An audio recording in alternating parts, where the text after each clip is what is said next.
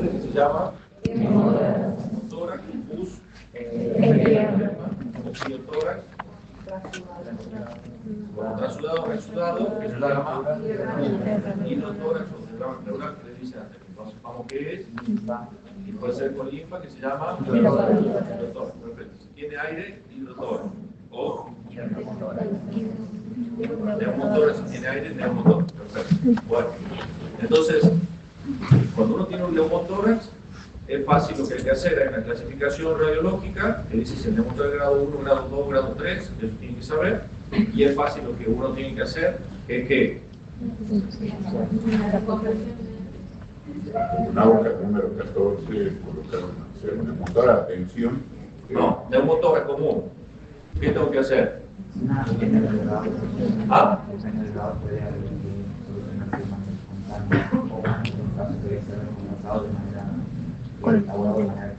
¿Cuál es el tratamiento quirúrgico del neumotórax? El avenamiento pleural. Neumotórax igual a avenamiento pleural. Si el neumotórax ese se torna hipertensivo, ¿qué significa? Que está entrando aire al espacio pleural, pero que no tiene ninguna vía de escape. Entonces va aumentando la presión, va desplazando el mediastino y la estructura hacia el lado contralateral, y los pacientes se complican no porque disminuye la capacidad del pulmón, sino porque se comprimen los grandes vasos y hay disminución del retorno venoso, entonces eso produce una alteración hemodinámica en el paciente, que obviamente va asociada a la falta de oxigenación y todas las consecuencias que eso tiene. Eso es el diagnóstico clínico, y ahí sí, el tratamiento es de urgencia y es colocar un AVOCAT en el segundo espacio intercostal o en el tercer espacio intercostal para descomprimir y producir el neumotórax hipertensivo y llevarlo al normotensivo. Entonces yo le soluciono la urgencia, pero después lo mismo le tengo que hacer avenamiento pleural al paciente, entonces después el paciente va a avenamiento pleural. Cuando uno tiene líquido, el líquido hay veces que uno sabe claramente qué es. Entonces, si yo tengo un paciente joven que le chocó en la moto y viene a la guardia con todo el pulmón, con una imagen de derrame, con un signo de derrame, no voy a pensar que tiene un hidrotórax o un pirotórax, voy a pensar que tiene un neumotórax. Entonces voy a proceder directamente a hacer el avenamiento pleural. Pero cuando yo tengo dudas, o un paciente que esté internado en una sala de clínica, que lo están escribiendo y que no saben cuál es el origen del líquido pleural que tiene, uno puede recurrir a hacer lo que es la punción. En la punción, lo que nosotros vamos a hacer es sentarlo al paciente con los brazos hacia adelante, vamos a ir por atrás, vamos a hacer semiología del tórax para ver, obviamente que eso ya vamos a tener una imagen que nos va dando una pauta de dónde está el derrame, cómo es el derrame, pero vamos a hacer semiología hasta que citamos por perfusión, ¿qué cosa? La matidez. Entonces, cuando nosotros citamos la matidez, vamos a ver que a ese nivel llega el líquido. Si nosotros solamente queremos tomar una muestra, nos vamos un poco por debajo, 1 o 2 espacios intercostales por debajo. Pero si nosotros queremos, aparte, el paciente adisnéico, nosotros le queremos proporcionar bienestar al paciente, podemos ir un poco más abajo y después de tomar la muestra, conectar el AVOCAT que vamos a colocar a una guía de suero para que eso, nosotros tratemos de eliminar la mayor cantidad de líquido posible para que eso lo aliviane al paciente. Eso se hace sobre todo en los pacientes que tienen un derrame paraneoplásico, que tienen completamente lleno el espacio pleural de líquido, tienen disnea, que obviamente es todo un proceso que es crónico y que va avanzando paulatinamente, entonces yo le vacío el pulmón hasta que yo tengo la muestra, certifico que es un derrame paraneoplásico y ahí sí yo lo que puedo hacer es poner un tubo para hacer un sellamiento, que es producir una irrigación para que las dos pleuras se peguen y no se vuelva a producir líquido. ¿Vamos hasta ahí o no? Sí. Bueno, a la función la puede hacer cualquiera, la pueden hacer ustedes, la podemos hacer nosotros, al paciente se lo sienta, se le pone anestesia local, como ustedes ya saben, hace todo el procedimiento, se ingresa con la aguja y la jeringa aspirando hasta que sale líquido y ahí se coloca a ese nivel, colocamos generalmente un AVOCAT. ¿Por qué un AVOCAT? Porque el AVOCAT tiene una camisa de teflón y el trocar de metal, entonces nosotros ingresamos con todo eso, una vez que sale líquido, sacamos el trocar de metal y queda conectada la camisa de teflón, que no es traumática para el pulmón, sino el pulmón cuando se expanda va a chocar contra la aguja del metal y se va a pinchar. Entonces contra el teflón no se va a pinchar. Una vez que nosotros hemos hecho la función, de ahí es de buena práctica tomar muestras, porque si uno está estudiando cuál es el origen del derrame, por ahí no solamente es válido saber si un exudado o un trasudado, porque yo un montón de veces le he hecho preguntas en las otras comisiones, qué pasaba si un paciente tenía exudado y qué pasaba si tenía trasudado y no me sabía responder. Entonces no es solamente saber si es exudado o un trasudado, sino saber qué voy a hacer con ese resultado y aparte tener otros resultados más. Entonces, una muestra que tomamos, la mandamos al laboratorio común para hacer físico-químico. Uno cuando pide un estudio tiene que aclarar bien qué es lo que quiere saber y aparte tiene que aclarar qué es lo que está mandando. Entonces yo cuando le mando al laboratorio no le pido físico-químico, sino que le explico que es líquido derrame pleural y que quiero una evaluación físico-química, pero con estos pedidos y yo le especifico qué es lo que quiero de la química. Si no, por ejemplo, el bioquímico me va a informar que tiene bilirrubina negativa y a mí no me interesa saber eso. Entonces sí quiero saber el LDH, sí me interesa saber la glucosa, las proteínas y todo eso para poder sacar lo que ustedes ya saben con los criterios del área. ¿Se escucha ahí atrás o no? Sí, sí. Si se pueden acercar, no le tomás ya. Entonces, entonces la primera muestra que nosotros mandamos al laboratorio tiene que ir con esa característica de explicando qué es lo que yo estoy buscando para que el bioquímico sepa qué me tiene que informar. Y dentro del examen físico y la evaluación física, ahí me va a decir el aspecto que no me interesa, porque yo lo he visto, no necesito que el bioquímico me diga qué aspecto tiene la muestra que yo he tomado, pero sí me va a decir pH y la cantidad de células que tiene, que es otra información importante, y la densidad, que es otra información importante que a mí me sirve para los criterios del área. Esa muestra no necesariamente tiene que ir estéril, porque como un análisis bioquímico no necesita o requiere que sea estéril. Pero también tengo que mandar una muestra a cultivo. En algunas instituciones el laboratorio recibe también los cultivos, pero en otras instituciones está separado bacteriología del laboratorio. Entonces yo también tengo que saber a dónde tengo que enviar la muestra, porque si no uno deja las muestras se pueden perder, o el bioquímico dice esto no es para mí, no se le lleva, o yo no, se le entrego al bioquímico y después el bioquímico la descarta porque no es para él, porque bacteriología está separada. Entonces hay que tener claro bien eso. Y la muestra para bacteriología obviamente se tiene que ir estéril, y ahí uno pide el cultivo. El examen bacteriológico, el cultivo va a estar entre 3 y 5 días aproximadamente el resultado. O sea, yo tengo que esperar el resultado para saber qué decisión voy a tomar. En cambio, el físico-químico es inmediato, en 1 o 2 horas yo puedo tener el resultado del físico-químico y tomar decisiones ahí.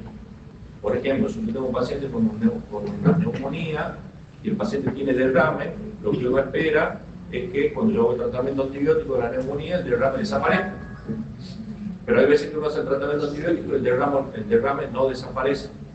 Entonces hacemos la punción y mandamos a estudiar. Si el físico-químico me dice que es un trasudado, hay que esperar y seguir con el tratamiento antibiótico porque ese trasudado se tiene que absorber. En cambio, si es un exudado, yo tengo que poner un tubo de averiamiento pleural porque eso significa que ese exudado va a evolucionar a un empiema y no se va a resolver solo. Entonces yo antes de que forme el empiema, también tienen que saber las etapas del empiema, pero antes de que forme el empiema le pongo un tubo y le soluciono el problema al paciente. Entonces sí es importante saber qué hacer cuando tengo un exudado y cuando tengo un trasudado, porque estamos hablando de operar o no operar a un paciente. Entonces ya damos 2 muestras, la de bacteriología y la de físico-química. La otra muestra que hay que tomar y que es de buena práctica es, por más que yo esté seguro o que piense que el paciente no tiene un tumor, es tomar una muestra para ver una anatomía patológica. Y por más que yo sepa, lo tengo que hacer porque tiene que quedar documentado que el paciente no tenía un tumor o un derrame paraneoplásico. Y si lo tenía, también tiene que quedar documentado, porque si yo tengo la certeza de que el derrame es por un tumor que tiene el paciente, también lo tengo que documentar, porque si yo después le tengo que hacer un sellamiento al paciente, tengo que tener el respaldo de por qué hice el sellamiento.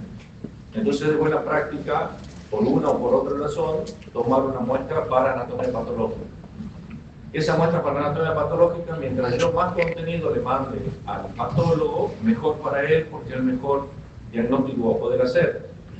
Y el patólogo va a hacer un informe citológico. Eso significa que el patólogo me va a poder decir si las células que están contenidas en ese líquido hay células neoplásicas o no hay células neoplásicas. Nada más, no me va a poder decir ni qué biopsia es, ni qué tipo de célula es, ni de dónde proviene, ni qué tipo de cáncer es. Solamente me decís si las células son neoplásicas o no. Después yo tendré que estudiar, si desconocía que el paciente tenía un tumor, tendré que estudiar de dónde el tumor.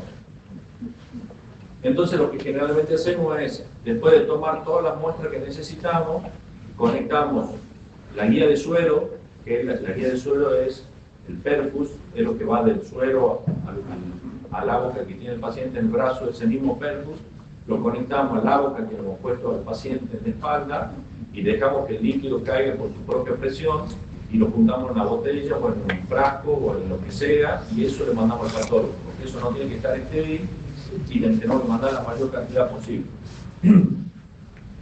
Y después puede haber gérmenes atípicos, porque cuando uno manda bacteriología, en bacteriología lo que nosotros vamos a hacer es una evaluación de gérmenes comunes.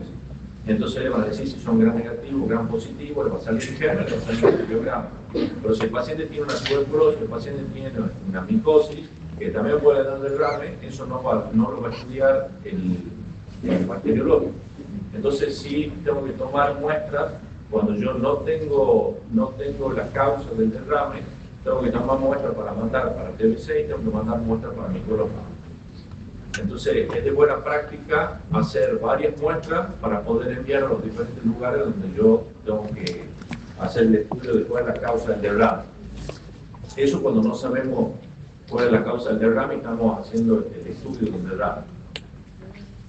Si yo sé cuál es la causa, si el paciente tiene un empiema, si el paciente tiene neumotórax, si el paciente tiene cualquier otro tipo de derrame que yo conozca el origen y lo tengo que sacar, lo tengo que extraer, la única forma es hacer un avenamiento pleural. No es la única forma, pero es hacer, lo primero que tengo que hacer es un avenamiento pleural. Cuando uno hace el avenamiento pleural, ahí sé que dice el quinto, el séptimo, en realidad no interesa. Lo que interesa es que el tubo esté bien colocado dentro del tórax. Entonces, si yo lo pongo en el cuarto espacio intercostal, lo pongo en el quinto, en el séptimo, en el octavo. ¿Sí, Fede? ¿Hasta qué hora tengo? ¿Hasta las 11? Hasta las 2 de la tarde. 1:30 tengo que entrar. Si yo tengo, en cualquiera de esos espacios que yo coloque el tubo, va a estar bien. Porque lo mismo va a cumplir su función. Y si lo pongo en la línea axilar anterior, la línea medio axilar o en la línea axilar posterior, también. Y antes se ponían los tubos en el segundo espacio, acá en la línea medio clavicular, entonces los pacientes salían un tubo de acá, que era súper incómodo y no quedaba muy bien, por eso se pone en la línea axilar. Pero lo que le quiero decir es que no importa dónde lo coloque mientras el tubo esté bien colocado. No importa si se han confundido, han dicho en el quinto, en el sexto, en el séptimo, el que le diga que es estrictamente en el quinto, que es estrictamente en el séptimo, no es verdad. Porque el tubo lo mismo va a cumplir su función. Si es neumotórax, lo que preferimos es ponerlo más arriba, o sea, en el cuarto, quinto espacio, y dirigirlo al tubo hacia arriba para que tenga mayor facilidad para salir el aire. Y si es líquido, preferimos ponerlo un poco más abajo y el tubo dirigido hacia abajo. Pero si pongo al revés, lo pongo abajo y dirigido hacia arriba, o lo pongo abajo y arriba y lo dirijo hacia abajo, o lo pongo arriba y me queda hacia arriba y tengo líquido, lo mismo va a salir por el mismo funcionamiento pleural. Entonces, está protocolizado y está normatizado, y eso lo hacemos, generalmente eso lo tiene normatizado en cada servicio. Por ejemplo, el servicio donde yo me formé, nosotros poníamos el tubo, conectábamos la campana saben cómo es, ¿no es cierto? ¿Todos visto una campana? La campana es un frasco cerrado que tiene dos conectores. Un conector es un tubito que llega hasta abajo, y el otro un piquito chiquito que está conectado a la campana que lo comunica con el exterior. Eso se pone bajo agua. Entonces, en el servicio que yo me formé, por ejemplo, nosotros sabíamos que siempre arrancamos de 200 mililitros. Entonces, si mi compañero había puesto un tubo en la guardia de él y yo llegaba al día siguiente y me decía controlar al paciente que yo ayer le puse un tubo, yo sabía que él, cuando había hecho el avenamiento pleural, le había puesto 200. Entonces, nosotros para controlar, le poníamos a esa campana una cinta adhesiva y íbamos marcando, porque las campanas vienen marcadas con el volumen. Entonces dice 100 mililitros, 200 mililitros, 500 mililitros, hay campanas más grandes y más chicas. Entonces, si él había arrancado en 200 y yo al día siguiente llegaba y tenía 400, significa que me dio 200 desde que él había colocado hasta el día que yo la controlo. Y entonces yo marcaba 200. Al día siguiente venía él, controlaba y sabía cuánto le ha dado desde que yo le he controlado hasta el día siguiente. Entonces, ya hacemos los controles horarios para 24 horas. Esa campana tiene un tubito largo que llega hasta abajo, que es el tubo que tiene que estar bajo agua para que produzca su efecto y cumpla su función de ser una campana bajo agua. Eso permite que el líquido que está en el pulmón o el aire que está en el pulmón salga y no vuelva a ingresar. Porque si no, si yo lo conecto al tubo, una campana con aire y sin agua, hay un circuito permanente de ida y vuelta de aire exterior al espacio pleural. Entonces, como poner un tubo suelto hacia afuera, y entonces no cumpliría ninguna función. Entonces, por eso esa campana tiene que estar bajo agua. Entonces, con nosotros vamos a controlar un avenamiento pleural, vamos a hacer lo que se llama la semiología del tubo. Así que cuando vamos a controlar a un paciente que le han hecho un avenamiento pleural, aparte de controlar al paciente, de ver cómo está el paciente, los parámetros vitales, la semiología del paciente, también vamos a hacer semiología del tubo. Y en la semiología del tubo, ¿qué vamos a ver? La oscilación, si oscila, si burbujea y el débito. El débito y las características. Perfecto. Entonces, esas cuatro cosas son las cuatro cosas que lo evaluamos. Si oscila, tiene una explicación de oscilación. Generalmente lo que yo veo en el tubo me está mostrando, me está diciendo qué es lo que está pasando adentro del tórax que yo no puedo ver adentro del tórax. Entonces, si oscila, eso explica una oscilación grande o larga. Si ustedes ven el tubo que va conectado a la campana, va a tener líquido adentro, que siempre hay líquido reaccional, y ese líquido ustedes lo van a ver que se mueve. Eso se llama oscilación. Y si no, en la campana van a ver que el nivel sube y baja. Eso por los movimientos respiratorios. Eso indica cuál es la distancia que hay de pleura a pleura. Entonces, si yo tengo mucha oscilación, significa que tengo mucho espacio entre las dos pleuras y que los movimientos pleurales respiratorios van sacando líquido, van sacando aire, pero esos movimientos son amplios. Cuando las pleuras se pegan y el pulmón ya está expandido, prácticamente no va a haber oscilación porque no hay un movimiento no hay espacio para los movimientos de las pleuras, entonces eso se manifiesta en que no hay oscilación, y esa es una de las cosas que nosotros vemos para poder decir que se ha solucionado el problema por el cual yo he puesto el tubo y lo puedo retirar. Entonces la oscilación es una muestra de lo que está pasando adentro del pulmón. Si burbujea, es una cosa que tengo que comprobar. Por más que yo lo haya puesto al tubo con un derrame pleural, siempre puede entrar aire o puede haber aire por algún motivo, entonces puede haber burbujeo al principio. Normalmente cuando uno pone el tubo en un neumotórax, el aire empieza a salir, tengo mucho burbujeo, y a la poca hora ya terminó de salir todo el aire. Entonces, en 1 o 2 días ya no debería haber burbujeo. Sí oscilación, pero no burbujeo. Hasta que finalmente eso se cicatriza y me permite a mí retirar el tubo. ¿Cuál es la causa más frecuente de neumotórax espontáneo? ¿Ah? La ruptura de las bullas. De las bullas. No la traumática, la ruptura de las bullas. ¿Ah? Muchos pacientes tienen bullas, sobre todo en los vértices pulmonares, entonces esa ruptura de las bullas, que son como debilidades de la pared del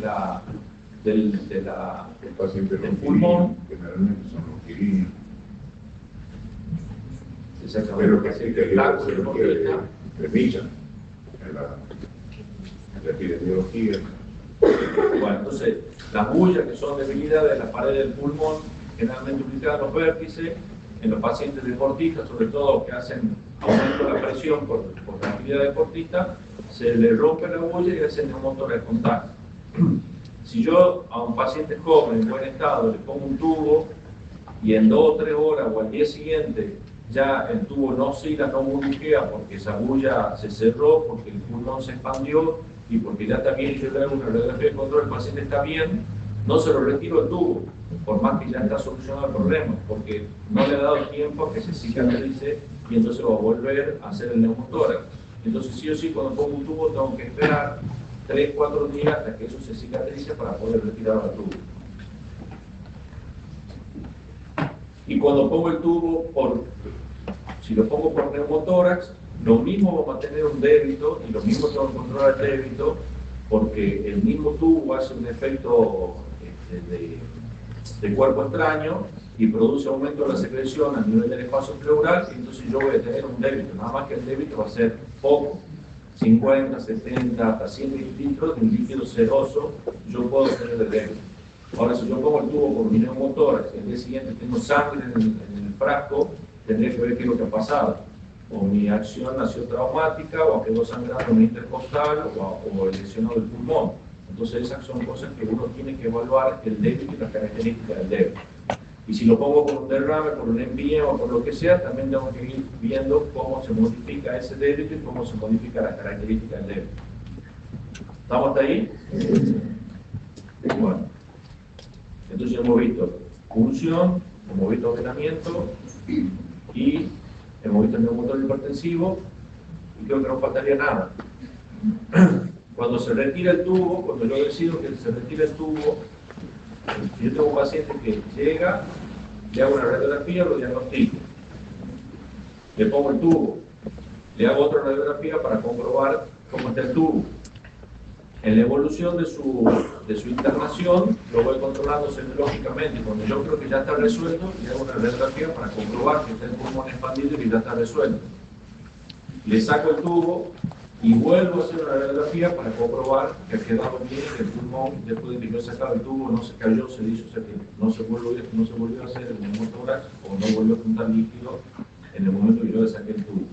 Líquido no va a juntar, pero sí puede hacer un neumotórax y caerse el pulmón. Entonces, cuando uno va a retirar el tubo, tiene que tener cuidado. Generalmente el que va a sacar el tubo muchas veces no es el mismo que lo ha puesto.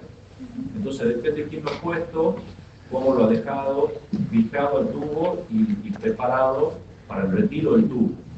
Entonces, hay algunos que hacen un punto NU, ustedes ya han visto en el práctico de sutura, hacen un punto NU, pero no lo cerramos, ni lo fijamos, ni lo anulamos, lo dejamos suelto al punto ese enrollado en el tubo. Entonces, cuando si eso lo he hecho a mi compañero y yo voy a retirar el tubo, desarrollo el punto NU, lo tengo preparado y a medida que voy retirando el tubo voy ajustando, entonces eso hace que se coapten los bordes, que no pierda, que no entra aire adentro del espacio pleural y que no se forme el neumotórax. Entonces, es un movimiento medio rápido donde yo retiro el tubo y cierro la herida. Y si no se le ha hecho ningún punto y yo tengo que retirar el tubo, lo suelto el tubo con la fijación que tiene, preparo un parche de gasa o de compresa con cinta, lo pego en el tórax, lo apoyo sobre el tubo y a medida que voy retirando el tubo lo voy pegando al parche. Entonces con ese parche yo lo sello al orificio para que no entre aire. Y ese parche se saca 2 o 3 días después y ya queda cicatrizado.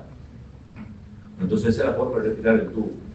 Entonces un paciente mínimamente se va con 4 radiografías hechas durante la internación.